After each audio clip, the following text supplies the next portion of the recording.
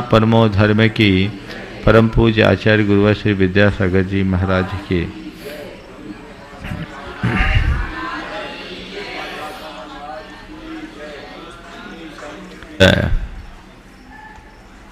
मन के अशुभ परिणति का है। अशुभ मन हमारी आत्मा की दुर्गति का कारण है। हमारे मन वचन काय की प्रवृत्तियों में, इधर ही बैठो, बीच में नहीं आओ, उधर। हमारे मन वचन काय की प्रवृत्तियों में सबसे ज्यादा प्रवृत्ति मन की होती है। और शुभाशुभ कार्य जो भी हम करते हैं, शुभाशुभ क्रियाएं करते हैं, उनमें भी मन की भूमिका मुख्य होती है।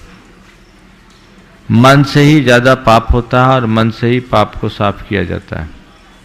अशुभ मन पापार्जन का प्रबल निमित्त है और शुभ मन से उस पुण्योपार्जन के साथ पाप का प्रक्षालन भी किया जा सकता है। मन की अशुभ परिणति की चर्चा विगत कई दिनों से चल रही, जिसमें पिछले दिन हमने ईर्ष्या रूप परिणाम की बात की थी। इसी प्रकार चिंता, संताप, उद्विग्नता, ये सब अशुभ मन की परिणति है। डिप्रेशन अशुभ मन की परिणति है। आजकल एक महामारी जैसा रूप लेते जा रहा है डिप्रेशन। हर व्यक्ति अवसादग्रस्त दिखता है। जीवन में जब भी कुछ थोड़ा सा 19-20 होता है, व्यक्ति का मन बहुत ज़्यादा अवसादग्रसित हो जाता है। चिंता होती है, संताप होता है, टेंशन होता है।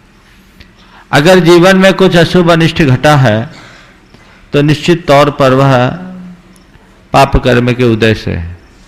लेकिन उस घटना से प्रभावित होने वाला व्यक्ति रात दिन यदि उससे ग्रसित रहता है तो और ज्यादा अशुभ कर्म का आश्रय करता है। हमेशा ये बात ध्यान में रखना चाहिए कि प्रशस्त मन से जीवन में प्रसन्नता आती है तो सुस्त मन हमारे जीवन को सुस्त कर देता है। तो कितना भी कुछ हो, अपने मन को कभी सुस्त नहीं होने देना चाहिए।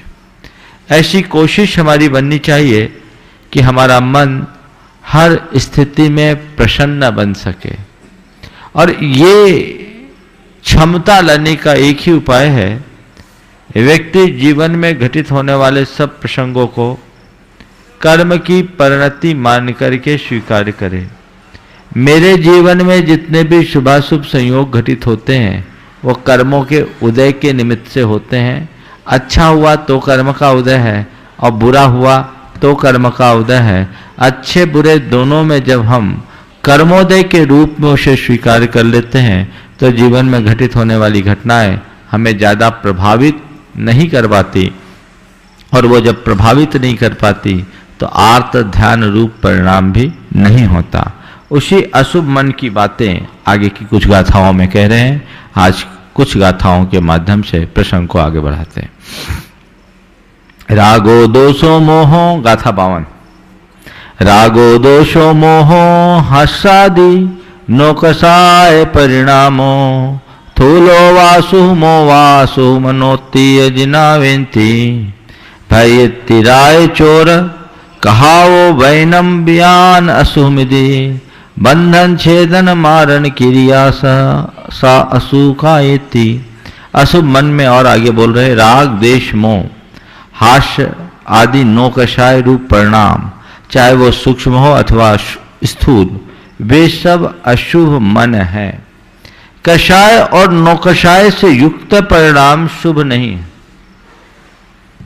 बहुत ज्यादा हंसी मजाक ये भी शुभ परिणाम नहीं है, अशुभ परिणाम।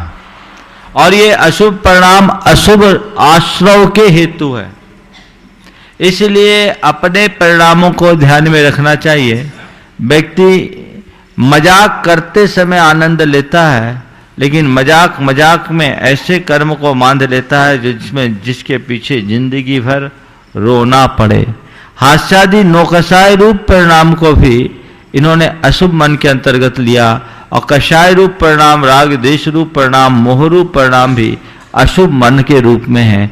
अपने मन को अशुभ विकल्पों से बचाना हमारे जीवन का लक्ष्य होना चाहिए, और अशुभ से मन को बचाने का सबसे सरल उपाय जितना बने अपने मन को शुभ में रमाओ, अशुभ अपने आप छूट जाएगा।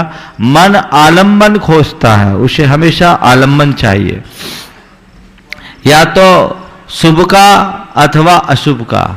अगर हमने शुभ का आलंबन दिया तो मन स्वस्थ रहेगा, और यदि उसे अशुभ का आलंबन दे दिया तो मन अस्त व्यस्त हो जाएगा। शुभ का आलंबन नहीं मिला तो भी वो अशुभ में चला जाएगा।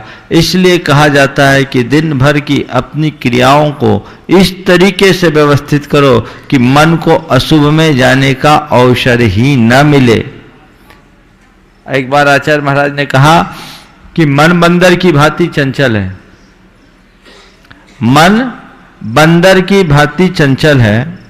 अब इस चंचल मन को, मन रूपी बंदर को रोकना बड़ा मुश्किल है। इसको एक खूब फूल पत्ती और शाखादार और वृक्ष पर घुमाते रहो। वो मन रूपी बंदर अगर सघन वृक्ष पर रहेगा, एक डाल से दूसरी डाल में जाएगा, उसकी शाखा प्रशाखाओं में घूमेगा, लेकिन उस वृक्ष को छोड़कर कहीं और नहीं जाएगा। तो जिनवानी की शाखा प्रशाखाओं में स्वाध्याय के बल पर अपने मन को रमाते रहो, मन कभी अशुभ दिशा में नहीं जाएगा। इस प्रकार ये अशुभ मन की बात जो पिछले 5-7 दिन से चल रही थी, इसके बाद बता रहे अशुभ वचन। सामान्य रूप से हम लोग अशुभ वचन किसको बोलते हैं? निष्ठुर, कर्कश, कठोर, मर्मघाती, ये वचन अशुभ वचन होते हैं। जो वचन हमें चुभ जाए वे वचन अशुभ वचन हैं। लेकिन यहाँ आचार्य महाराज उस अशुभ वचन की चर्चा करते हुए कह रहे हैं कि भय, स्त्री, राग, चोर कथा, स्त्री भक्त कथा, स्त्री कथा, राज कथा और चोर कथा रूप जो वचन है वह अशुभ है। बिखताओं की कथा करना अशुभ वचन है। गोरख धंधे की बातें करना अशुभ वचन है। पाप पोषक वचनों का प्रयोग करना अशुभ वचन है। किसी के मर्म का विघात करने वाले वचन कहना अशुभ वचन है। किसी को धिक्कारना, तिरस्कार करना, भर्त्सना करना, ताड़ना देना, इस प्रकार के जितने भी वचन हैं वे सब अशुभ वचन हैं। तो ऐसे अशुभ वचन से बचना, क्योंकि ये अशुभ वचन अशुभ आश्रय का कारण बनते हैं। कई बार लोगों को देखते हैं कि वो अपने वचनों पर संयम नहीं रखते, उनका स्वभाव बन जाता है सीधी मुंह बात ही नहीं करते। मुख से जब भी कोई शब्द निकलता है बड़ा तीखा, तीखा भी ऐसा नहीं, एकदम चुभने वाला, हृदय को बेध डाले ऐसे वचन। ये तीखे वचन बहुत कष्टकर होते हैं। तो ऐसे वचनों से अपने आप को बचाओ। और कई बार जो लोग अपने वचनों का दुरुपयोग करते हैं उनके जीवन में भी ऐसी परिस्थिति आ जाती है कि सारी जिंदगी वो बोलने से भी मोहताज हो जाता है। एक सज्जन मेरे संपर्क में, उनके पिताजी बड़े माने अपशब्दों का प्रयोग किया करते थे, अच्छे वचन कभी बोलते ही नहीं। माने किसी से भी बोले तो ऐसा बोले कि सामने वाला एकदम उसका हृदय बीत जाए, ऐसे वचनों का प्रयोग करता है। कभी भी, चाहे बेटा हो, चाहे बहू हो, चाहे नाती हो, चाहे पोते हो, या समाज का कोई व्यक्ति हो, गाली गलौज के अलावा उनके मुख से कुछ निकलता ही नहीं था। एक दिन जब उन्होंने ऐसी चर्चा में कही कि महाराज जी पिताजी को कैसे समझाए, वो सारी जिंदगी हो गई ऐसी अपशब्दों का, गंदी गंदी गालियां देते, क्या करे। और आजकल तो कुछ उनकी प्रवृत्तियां और बढ़ गई। उन्होंने कहा, बोले भैया ऐसा करो, उनको उनका नेचर मान लो, अब क्या करोगे, वो तो झेलो। बोले महाराज हम लोग तो झेल लेते हैं, लेकिन कई लोगों से रिलेशन खराब हो जाता है, इसके कारण कुछ भी बोल देते हैं। और उनने मुझसे बात की और 5 दिन बाद उनकी वाणी ही अवरुद्ध हो गई, वाक शक्ति अवरुद्ध हो गई, बोल नहीं पाए। वो आदमी उसके बाद 3 बरस जिंदा रहा पर पानी भी नहीं मांग पाया। जीवन भर वचनों का दुरुपयोग करने वाले की वाक शक्ति ऐसी भी अवरुद्ध हो सकती है। आज कितनी बड़ी ताकत है हमारे पास, चाहे जब, चाहे जो और चाहे जिससे आप बोल लेते हो, बोलते हो तो ये कोई छोटी मोटी उपलब्धि है। वाणी का महत्व किसका क्या है, ये वो ही बोल सकता है जो आज मूक हो गया है। उससे पूछो तो कोई अपने वचनों का दुरुपयोग करेगा, कहीं आगे पीछे उस ऐसे कर्मबंध का शिकार हो जाए तो उसकी क्या दशा होगी। अशुभ वचन से बचे और फिर अशुभ काय, बंधन, छेदन, मारण आदि की जो भी क्रिया है, हिंसा की, पाप की, ये सब क्रियाएं अशुभ काय की क्रियाएं हैं। इनको छोड़े और क्या करे, ये आगे की गाथाओं में कहते हैं। आज मैं कुछ प्रसंग को आगे बढ़ा रहा हूं। मोतून अशुभ भावम पुबुत्तम निर्वशेष दो दब्बम बद समितिशील संजम परिणामम सुहमनम जाने संसार छेद कारण बैनम सुवयन मिदि जिनुद्दिथम जिन देवादिश पूजा सुकायंती हवे चिट्ठा। अशुभ भाव को छोड़कर, कौन से अशुभ भाव जो पहले कहे गए, अशुभ लेस्या रूप, आहार आदि की संज्ञा रूप और इंद्रिय विषयों की आसक्ति रूप परिणाम, ईर्ष्या रूप, चिंता रूप, अवसाद रूप, तनाव रूप, ये जितने भी प्रकार के अशुभ भाव है, राग देश मोह रूप, हंसी मजाक रूप, ये जितने भी अशुभ भाव है, इनको मोतून छोड़कर क्या करो, अब अपने मन को अशुभ से निकालो तो कहीं तो लगाओ। कहां लगाए? बद समिति शील संयम परिणामम सुमनम जान। बद संयम, समिति, शील, संयम आदि परिणामों में, अच्छे कार्यों में अपने मन को लगा दो। आप शुभ मन से युक्त हो जाएंगे। मन में जब तक निगेटिविटी हावी है, निरंतर अशुभ कर्म का आश्रय हो रहा है, वो आपको पीछे ले जाएगा। झटक करके अपने मन को ठीक करने का अभ्यास करना चाहिए। और इसका एक ही उपाय जो अभी थोड़ी देर पहले मैंने कहा, जीवन में चाहे कितने भी परेशानी आए, अशुभता या उलझने आए, एक ही बात सोचो, ये सब कर्म का उदय है, ठीक हो जाएगा। कर्म का उदय है, ठीक हो जाएगा। आज परेशानी है, कल परेशानी रहे, कोई जरूरी नहीं, सब सलट जाएगा। और जो है उसको मुझे सहन करना है। एक्सेप्ट करना हम शुरू कर दे, उनको स्वीकार करना शुरू कर दे, तो हमारे अंदर की परेशानी पल में आधी हो सकती है। और जब परेशानी आधी होगी तो बाकी बातें तो स्वतः अपने आप कम हो जाती है। तो मोतूर अशुभावम पुवत्तम निर्वशेष दो दब्बम, सब अशुभ को छोड़कर व्रत, समिति, शील, संयम के परिणाम में अपने मन को लगाओ तो शुभ मन है। अशुभ से हटकर शुभ में अपने आप को रमाने का अभ्यास करना, यही जीवन की सबसे बड़ी उपलब्धि और यही सच्ची साधना है। एक लक्ष्य बना करके चलो, मैं अपने मन को पर अशुभ को हावी नहीं होने दूंगा। जितना बने अशुभ आए उसे शुभ में लगाऊंगा, डाइवर्ट करूंगा। मन में जब भी कोई ऐसी चीजें आ रही है जो मन में बोझ बढ़ा रही है, उसको झटक दो, नहीं ये चीज ये मेरे लिए ठीक नहीं। और इसका तरीका, कर्म के उदय पर विचार करो, पॉजिटिव सोचना शुरू करो, प्रतिकूल की अनुकूल व्याख्या करना शुरू कर दो, बुराई में अच्छाई देखना शुरू कर दो। बातें हावी होगी नहीं। बातें हावी कब होती है? जब आप बातों को पकड़ लेते हो। बातों को पकड़ना छोड़ दो, बातें कहीं से हावी नहीं हो सकेगी। बातें पकड़ेंगे, बातें हावी होगी। और बातों को अगर हम पकड़ करके छोड़ देंगे, सब बातें बहुत सहज रूप से हो सकती है। इसलिए लोग आजकल बोलते हैं ना, बहुत टेंशन हो रहा है।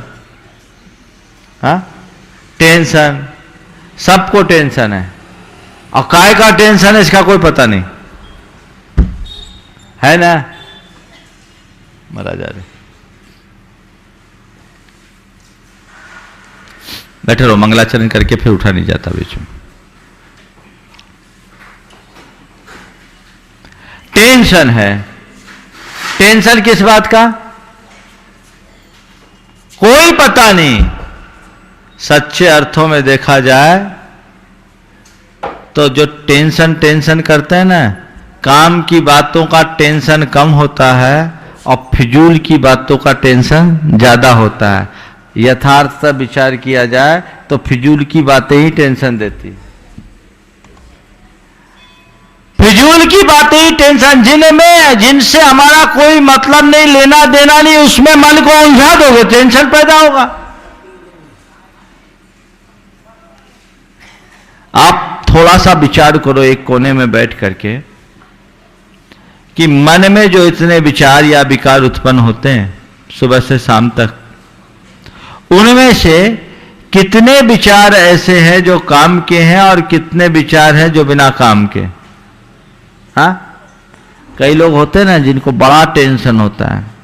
हम यहीं पर 2006 की बात है, शिखर जी में थे, तेरापंथी में एक युवक आया बहुत घबराया हुआ, बोला महाराज आपके पास चिट्ठी पत्री आती है? बोले आती रहती है। बोले महाराज अब आप कोई भी इन्वेलप नहीं खोला करो, अपने हाथ से मत छुआ करो। बोले क्यों? बोला महाराज जी आजकल केमिकल वार चल रहा है और ये जो इन्वेलप वगैरह होते हैं ना, उसमें लोग इस तरह के कुछ वायरस डाल देंगे तो बड़ा इन्फेक्शन हो जाएगा, जिंदगी आपका जीवन बहुत कीमती, हम तो आजकल बहुत डर लगता है, केमिकल वार हो गया और अपने साथ कुछ हो गया तो क्या होगा। हम बोले भैया जो होना होगा तो हो जाएगा, इसमें चिंता करने की बात क्या है, कहां कहां बचोगे। लेना ना देना, उस समय पेपर में आया था ना जब बिन लादेन और वो क्या 2006 के आसपास इराक में केमिकल युद्ध था, बोले ये ऐसा हो सकता है, और वो लड़का एकदम तनावग्रस्त, आपको भी कुछ नहीं, बोले होना होगा हो जाएगा। मैंने कहा मैं डरता नहीं, ज्यादा ज्यादा मरूंगा और एक दिन ही मरूंगा, जिंदगी में एक ही बार तो मरना, बार बार तो मरना नहीं, एक जीवन में दूसरी बार मरेगा कोई क्या। और जब मेरी मौत आने की होगी तो आ जाएगी। मैंने कहा इन सब बातों को छोड़ और इस तरह का फितूर अपने मन में रखोगे तो सिवाय अशांति और उद्वेग के कुछ भी नहीं होगा। एक चिंता है ना, चिंता ये अशुभ मन है, और चिंता हर किसी को है, चाहे वो 8 वर्ष का बच्चा हो या 60 वर्ष का बुढ़ा, सबको चिंता है चिंता, टेंशन। छोटे छोटे बच्चे आते बोले महाराज जी अच्छा आशीर्वाद दो ताकि हम इस बार A+ में आए, उसको उनकी चिंता। ये चिंता करने से क्या होगा, चिंतन करो, चिंता नहीं। एक बार एक युवक ने बोला महाराज जी आप लोग बोलते हैं कि चिंता मत करो, लेकिन महाराज जी बहुत सारी चीजें हैं, सारा प्रोग्राम तो दिमाग में सेट करना ही पड़ता है ना, और अगर हम भविष्य के प्रोग्राम को सेट न करें तो मामला गड़बड़ हो जाएगा। मैंने कहा ठीक, भविष्य के प्रोग्राम को सेट करने का मेरा निषेध नहीं है, खुद को अपसेट करने का निषेध है। भविष्य के प्रोग्राम को सेट करो पर खुद को अपसेट मत करो। लोग क्या कर रहे हैं, भविष्य के प्रोग्राम को सेट करने की जगह वर्तमान में अपसेट है। यही तो चिंता है। भावी योजना बनाना समझदारी है और भविष्य की चिंता में उलझ जाना पागलपन। समझ गए? गाड़ी चलाते समय इस बात की सावधानी रखना कि किसी भी प्रकार की कोई दुर्घटना न घटे, सतर्कता है। गाड़ी चलाते समय इस बात की सावधानी रखना कि किसी प्रकार की दुर्घटना न घटे, सतर्कता है। और गाड़ी चलाते समय ये शंका करना कि कहीं दुर्घटना न हो जाए, कहीं दुर्घटना न हो जाए, कहीं दुर्घटना न हो जाए, पागलपन। समझ गए? सतर्क रहो, शंका मत करो। अशुभ कब आएगा? बस उल्टी उल्टी बातों में, बेबुनियादी बातों में मन उलझ जाता है, जिसका न सिर न पैर। एक मनोवैज्ञानिक के पास एक व्यक्ति बदहवास सी हालत में पहुंचा। बोला, डॉक्टर साहब बहुत गड़बड़ हो गया, कुछ उपाय बताइए। बोले, क्या हो गया? बोले, रात सपने में मैंने देखा कि मेरे पेट के ऊपर से चूहा निकल गया। बहुत गड़बड़ हो गया, रात सपने में मैंने देखा कि मेरे पेट के ऊपर से चूहा निकल गया। मनोवैज्ञानिक ने कहा, भैया इतना हैरान होने की क्या जरूरत, चूहा ही तो निकला, हाथी थोड़ी ना निकला। चूहा ही तो निकला, हाथी थोड़ी निकल गया। उसने कहा, डॉक्टर साहब यही तो चिंता का विषय है, आज चूहा निकला, रास्ता बन गया, कल हाथी भी निकल सकता है, इसलिए आपके पास आया हूं। अब उसको क्या कहेंगे? चूहा निकला है सपने में, और उस चूहे के साथ हाथी। क्या है? ध्यान रखो, समझदार वो है जो सपने में हाथी भी निकल जाए तो उसको चूहे की तरह हल्के में ले। वो आदमी पागल है जो चूहे को भी हाथी बना ले। जीवन है, जीवन में कभी कभी कोई ना कोई घटना घटती है। हर घटना को लाइटली लोगे तो जीवन का रस पाओगे, और थोड़ी थोड़ी घटनाओं को पकड़ करके बैठोगे, जीवन बोझिल हो जाएगा। जीवन को हल्का बनाकर रखना चाहते हो, हर बात को लाइटली लेने का अभ्यास बनाओ। कई लोगों को इस प्रकार की एक बीमारी जैसी हो जाती, घबराहट होती है, बातें पकड़ते, थोड़ी थोड़ी बातें एकदम पकड़ में आ जाती है, एक प्रकार की बीमारी। अगर शुरुआती तौर पर व्यक्ति अपने मन को प्रशिक्षित कर ले तो उसको किसी प्रकार के ट्रैंक्विलाइजर्स लेने की जरूरत नहीं पड़ेगी, और साथ सामक औषधियां लेने की आवश्यकता नहीं पड़ेगी। ये अध्यात्म यहां काम में आता है, समझे तो। लेकिन बस गड़बड़। कई बार लोग ऐसे भी मेरे संपर्क में आए जो बिना वजह अपने आप को उलझा डालते हैं। बिना वजह सब कुछ ठीक ठाक चल रहा है, फिर भी अपने आप को उलझा देते। एक सज्जन आए, बड़े तनावग्रस्त। बोले, महाराज जी कोई मंत्र दीजिए। हमने कहा, हमारे गुरु ने तो हमें एक ही मंत्र दिया है कि हर हाल में मस्त रहो, और कोई मेरे पास मंत्र नहीं आता। नहीं महाराज जी, बहुत तकलीफ में हूं। बोले, क्या हो गया? बोले, महाराज जी आजकल हमारे ट्रेंड में बड़ा रिसेशन आ गया, रियल एस्टेट में मैं हूं और देख रहा हूं कि आजकल जितने लोग हैं इसमें बड़ी मंदी है, और मंदी में लोगों का पैसा फंस रहा है। मैं सोच रहा हूं कहीं मेरा भी पैसा ना फंस जाए, मेरा भी पैसा ना फंस जाए। मैंने पूछा, अभी फंसा हुआ है? महाराज कुछ प्रॉपर्टीज लिया हुआ हूं।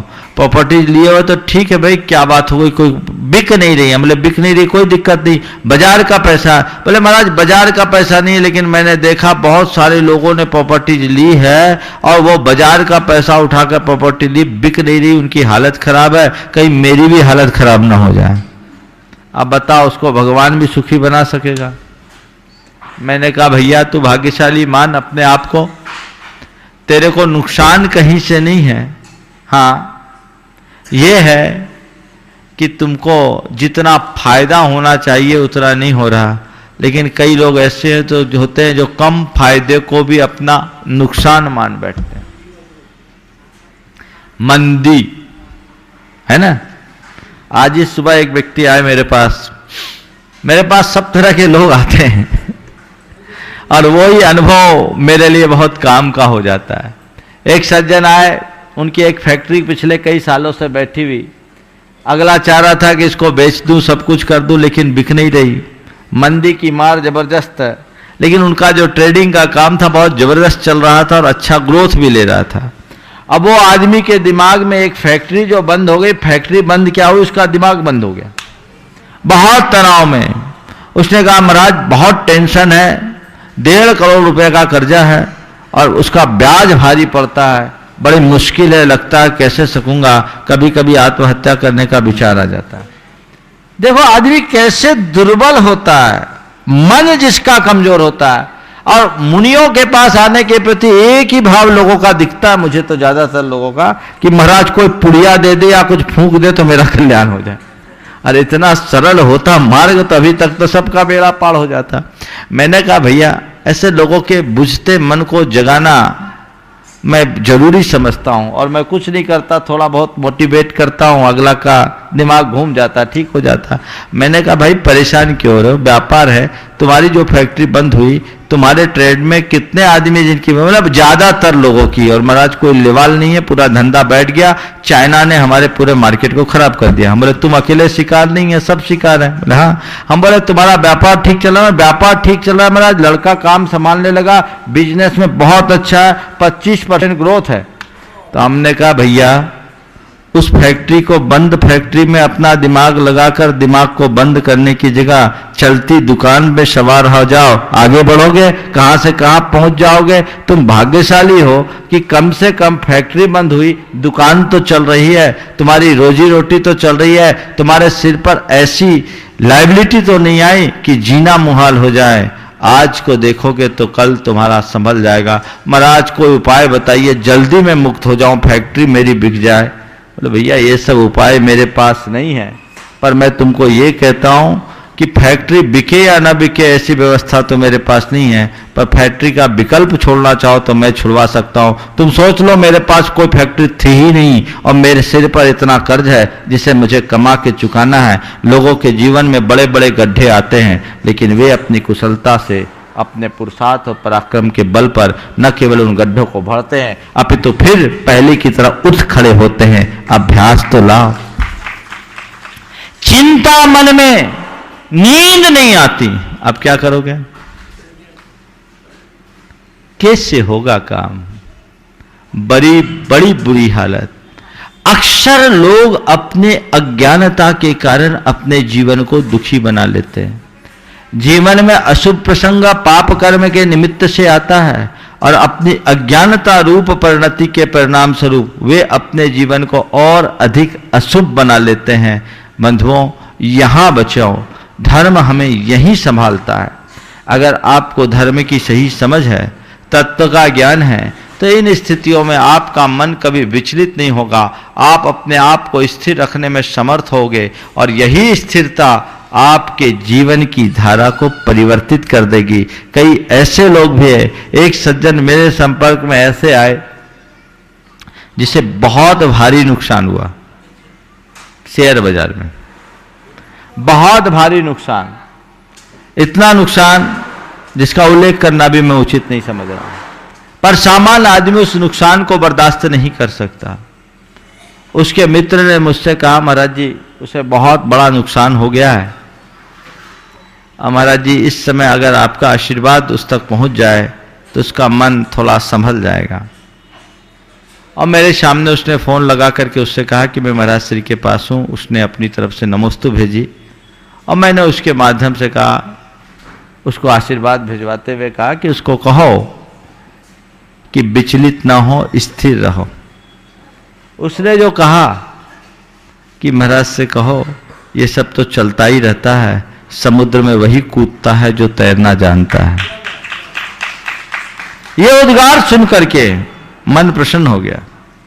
उसका मित्र दुखी है जो उसके प्रति सहानुभूति प्रकट करते हुए मुझसे उसे आशीर्वाद दिलाने की भावना रख रहा है, और वो आदमी इतनी फौलादी ताकत वाला कि ठीक है ये तो चलता रहता बिजनेस है, कभी चढ़ता है कभी उतरता है, समुद्र में वही कूदता है जो तैरना जानता है, मैं तैर करके पार हो जाऊंगा, मुझे इस पर विश्वास है। और इतना उसको सेल्फ कॉन्फिडेंस था कि 2008 में हुए उस नुकसान से वो व्यक्ति साल भर के अंदर उभर गया और आज पहले से भी मजबूत स्थिति में खड़ा है। किसके बल पर? किसके बल पर? अपने मनोबल के बल पर। अगर वो चिंता में लीन हो जाता, उसके सिर पर चिंता हावी हो जाती, तो कुछ पाता कुछ नहीं, जो है वो खो देता, शायद जिंदगी से भी हाथ धो देता, पूरा घर परिवार उजड़ जाता। लेकिन सही समझ थी, वो रास्ता निकाल लिया। बंधुओं, मैं हमेशा कहता हूं, अशुभ से अपने मन को यथासंभव अप्रभावित रखने की चेष्टा करो। जितना बन सके अपने आप को आप अशुभ से बचाने की चेष्टा करो, जीवन में आनंद आएगा। तो ये इस प्रकार के वचनों से, परिणाम से बचे, मन को शुभ में रमाए, और इसी तरह अशुभ वचन से बचने की प्रेरणा देते हुए कह रहे हैं कि संसार छेद कारण वैनम सुवयन विधि जिनुडिठम। ऐसे वचन ही शुभ वचन है जिससे संसार पार उतरे। ऐसे वचन बोले जिससे सामने वाले का हित हो, सबके जीवन का कल्याण हो, जीवन का मार्ग प्रशस्त हो। हित मित प्रिय वचन बोले, अपने मुख से अच्छे शब्दों का प्रयोग करें। और शुभ क्रिया क्या है? जिन देवादिश पूजा सु कायंती हवे चिट्ठा। ये शरीर मिला है, भगवान के दर्शन करो, पूजन करो, पाठ करो, स्वाध्याय करो, दान करो, सेवा करो, सत्कर्म करो। ये शुभ कार्य की काय की चेष्टा है। और यदि ये परिणाम हो गए तो जीवन की दिशा और दशा सब परिवर्तित हो सकती है। तो कुल मिलाकर आज की चर्चा का सार यही है कि अपने मन, वचन और काय की परिणति को कुछ इस प्रकार की बनाकर रखें जिससे अधिकतम आप शुभ में रह सके, अशुभ से अपने आप को बचा सके। अशुभ से जितना बचेंगे हमारे जीवन का पथ उतनी ही सरलता से प्रशस्त होगा। और यदि हम अशुभ में उलझे रहेंगे तो हमारे जीवन की धारा पूरी नष्ट भ्रष्ट हो जाएगी। इसलिए आगे चल करके अपने जीवन को आगे बढ़ाना चाहिए। आज इतना ही रख करके आज के संदर्भ में मैं इस अशुभ से अपने आप को बचाने की बात रखते हुए विराम दे रहा हूं। बोलिए परम पूज्य आचार्य गुरुवर श्री विद्यासागर जी महाराज।